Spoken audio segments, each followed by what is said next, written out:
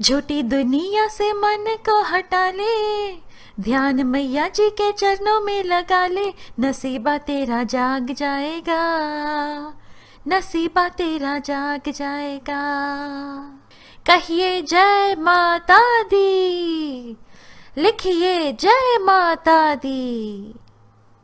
राधे राधे जी। नवरात्रि के 5वें दिन की आप सबको बहुत सारी शुभकामनाएं। भक्तों, हमेशा की तरह जय माता दी लिखकर अवश्य कमेंट करें और यह वीडियो पसंद आने पर लाइक करना ना भूलें। यदि आपने अभी तक हमारे चैनल को सब्सक्राइब नहीं किया है तो यही अवसर है, अभी सब्सक्राइब कर दें। नवरात्रों के 5वें दिन माँ दुर्गा के स्कंद माता रूप की पूजा उपासना करने का विधान है। जय मां स्कंद माता की। सिंहासन गता नित्यम पद्माश्रित करत्वया, शुभदास्तु सदा देवी स्कंद माता यशस्विनी। शैलपुत्री ब्रह्मचारिणी चंद्रघंटा तथा कूष्मांडा। नवरात्रि का 5वां दिन मां स्कंद माता की उपासना का दिन होता है। माता के इस रूप में सांसारिक स्वभाव दर्शाता है। भगवान स्कंद की माता होने के कारण माँ दुर्गा जी के इस स्वरूप को स्कंद माता के नाम से जाना जाता है। माता के विग्रह में भगवान स्कंद जी बाल रूप में इनकी गोद में बैठे होते हैं। ये कमल पर विराजमान रहती है, इसी कारण इन्हें पद्मासना देवी भी कहा जाता है। इस देवी की 4 भुजाएं हैं। ये दाएं तरफ की ऊपर वाली भुजा से स्कंद कुमार को गोद में पकड़े हुई है। नीचे वाली भुजा में कमल का पुष्प है, बाएं तरफ ऊपर वाली भुजा में वरद मुद्रा में है और नीचे वाली भुजा में कमल पुष्प है। इनका वर्ण एकदम शुभ्र है। सिंह इनका वाहन है। माँ स्कंद माता अपने भक्तों की रक्षा ठीक वैसे ही करती है जैसे एक माँ अपने बच्चों की। माँ स्कंद माता की कथा इस प्रकार है। भगवान शिव जी का विवाह देवी सती से हुआ था। जब देवी सती ने अपने पिता दक्ष द्वारा आयोजित महायज्ञ में स्वयं को सती कर दिया था तो भगवान शिव जी बिल्कुल टूट गए थे। उन्होंने सभी सांसारिक मामलों को छोड़ने का फैसला किया और फिर तुरंत ही गंभीर तपस्या में लग गए। जल्द ही तारकासुर नामक एक दानव ने अन्य देवताओं पर हमला करके आतंक और परेशानी पैदा करना शुरू कर दिया। साथ ही तारकासुर को ब्रह्मदेव का यह वरदान प्राप्त था कि केवल भगवान शिव जी या उनके संतान ही उसे मार सकते हैं, क्योंकि तारकासुर को तो यह भ्रम था कि भगवान शिव जी तो अब गंभीर तपस्या में लीन है और वे फिर कभी भी नहीं विवाह करेंगे, तो फिर बच्चा कैसे उत्पन्न होगा। इस प्रकार ना भगवान शिव ना उनके संतान ही उसे मार पाएंगे और वह अमर हो जाएगा। अमरत्व का वरदान किसी को भी प्राप्त नहीं होता, इसलिए उसने ब्रह्मदेव जी से ऐसा वरदान मांगा था। अब यह बड़ी चिंता का कारण था, क्योंकि कोई भी देवता उसे पराजित करने में सक्षम नहीं थे। अतः अन्य सभी देवताओं के अनुरोध पर ऋषि नारद जी माँ शैलपुत्री जी से मिले। उन्होंने देवी सती के रूप में अपने पिछले जन्म के बारे में सब कुछ बताया और उन्हें अपने वर्तमान जन्म के उद्देश्य के बारे में भी बताया। ऋषि नारद जी ने समझाया कि उनका भगवान शिव जी के साथ एक संतान होगी जो बाद में राक्षस तारकासुर को हराने के लिए जाएगा। हालांकि भगवान शिव जी को प्रसन्न करने के लिए और उन्हें यह एहसास कराने के लिए कि वे देवी सती के अवतार हैं, माँ शैलपुत्री जी को अत्यधिक ध्यान और तपस्या करनी पड़ेगी। फिर माँ ब्रह्मचारिणी के रूप में कड़ी तपस्या कर भगवान शिव जी को प्रसन्न करती हैं और उनके विवाह में वे चंद्रघंटा माता के रूप में आती हैं। भगवान शिव जी के साथ विवाह के बाद उन्हें यह एहसास होता है कि वे ही जगत माता आदि शक्ति हैं और वे कूष्मांडा माता का रूप धारण करती हैं। जब भगवान शिव जी की ऊर्जा माँ पार्वती जी के साथ संयुक्त हो गई तो एक उग्र बीज उत्पन्न हुआ। फिर भगवान शिव जी इस बीज को देवराज इंद्र को सौंपकर कह देते हैं कि यही उनकी और समस्त देवताओं की रक्षा करेगा। वह उग्र बीज इतना गर्म था कि देवराज इंद्र उसे पकड़ने के लिए भी असमर्थ थे, तो स्वयं अग्नि देवता उस बीज को ले जाते हैं।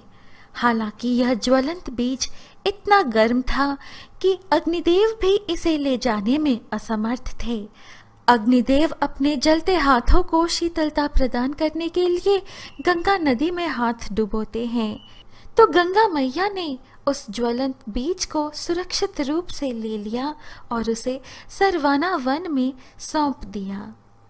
यहाँ उस बीज की 6 बहनों द्वारा देखभाल की गई थी, जिन्हें कृतिका के रूप में जाना जाता है। समय के साथ साथ उग्र बीज एक बच्चे में बदल गया। क्योंकि कृतिका उनकी देखभाल करती थी, इसलिए वह बच्चा भगवान शिवजी और माता पार्वती के पुत्र भगवान कार्तिकेय के रूप में जाने जाने लगे।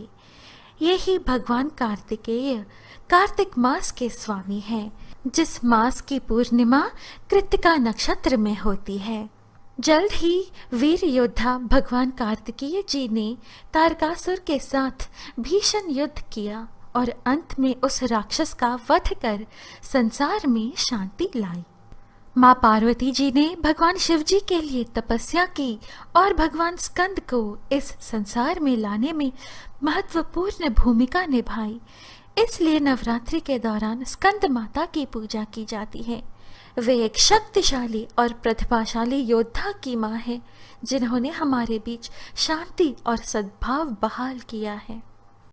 यह देवी विद्वानों और सेवकों को पैदा करने वाली शक्ति है। कहते हैं कि इनकी कृपा से मूढ़ भी ज्ञानी हो जाता है। कहते हैं कालिदास द्वारा रचित रघुवंशम महाकाव्य और मेघदूत रचनाएं स्कंद माता की कृपा से ही संभव हुई। स्कंद मात्र स्वरूपिणी देवी के पूजन में इस दिन साधक का मन विशुद्ध चक्र में अवस्थित होता है। माँ स्कंद माता के पूजन से बृहस्पति ग्रह मजबूत होता है। संतान प्राप्ति के इच्छुक को भी माँ स्कंद माता की पूजा अवश्य करनी चाहिए। भगवान स्कंद साहस और ताकत प्रदान करते हैं, इसलिए डिफेंस फोर्सेस जैसे कि पुलिस, आर्मी, नेवी, एयरफोर्स के एम्प्लॉयज के लिए इनका पूजन अत्यंत लाभदायक है। माँ स्कंद माता की भक्ति पाने के लिए यह श्लोक सरल और स्पष्ट है, इसे कंठस्थ कर जाप करना चाहिए। या देवी सर्वभूतेषु माँ स्कंद माता रूपेण संस्थिता, नमस्तस्यै नमस्तस्यै नमस्तस्यै नमो नमः। माता का विधिवत पूजा करके इस मंत्र का 108 बार जप करना चाहिए। ओम ऐं ह्रीं क्लीं चामुंडाय विच्चे, ओम स्कंद माता देव्याय नमः।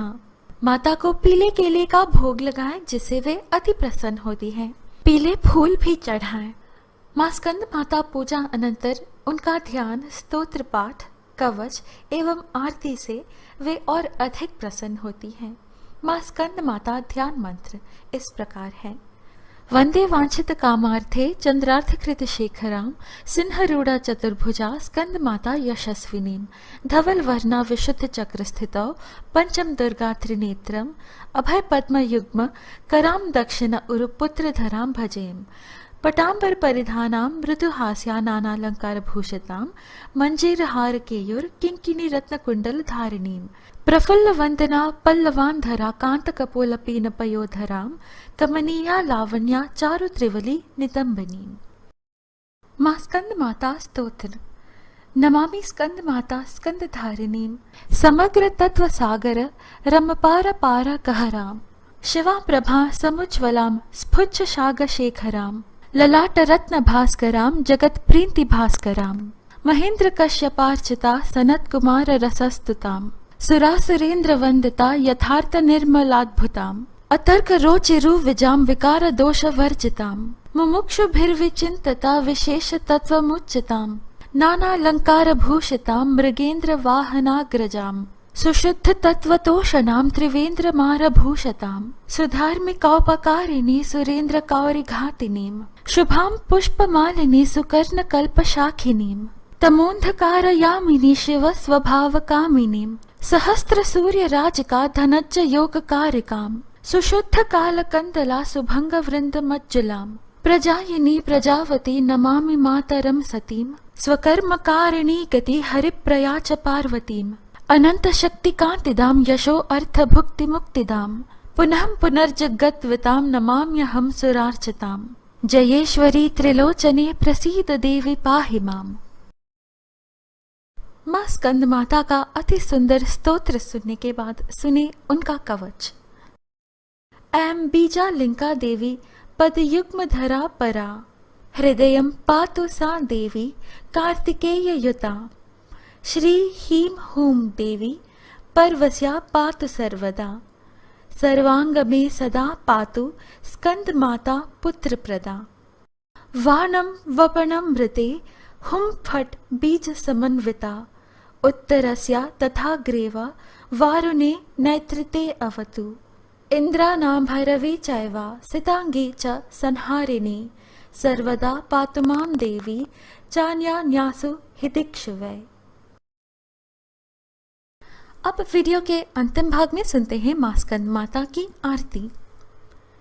जय तेरी हो स्कंद माता, पांचवा नाम तुम्हारा आता, सबके मन की जाननहारी, जग जननी सबकी महतारी। तेरी जोत जलाता रहूं मैं, हरदम तुझे ध्याता रहूं मैं, कई नामों से तुझे पुकारा, मुझे एक है तेरा सहारा। कहीं पहाड़ों पर है डेरा, कई शहरों में तेरा बसेरा, हर मंदिर में तेरे नजारे, गुण गाए तेरे भक्त प्यारे। भक्ति अपनी मुझे दिला दो, शक्ति मेरी बिगड़ी बना दो, इंद्र आदि देवता मिल सारे, करे पुकार तुम्हारे द्वारे। दुष्ट दैत्य जब चढ़कर आए, तू ही खंड हाथ उठाए, दासों को सदा बचाने आई, भक्त की आस पुजाने आई। भक्तों, यह थी आज की प्रस्तुति। आशा है आपको अच्छी लगी। नवदुर्गा की अन्य कथाएं, दुर्गा सप्तशती के अध्याय और आध्यात्मिक वीडियोस पाने के लिए कृपया हमारे YouTube चैनल पवित्र वचन को सब्सक्राइब कर हमसे बने रहिएगा। अब मुझे अनुमति दीजिए, फिर मिलेंगे अगली वीडियो में। जय माता दी।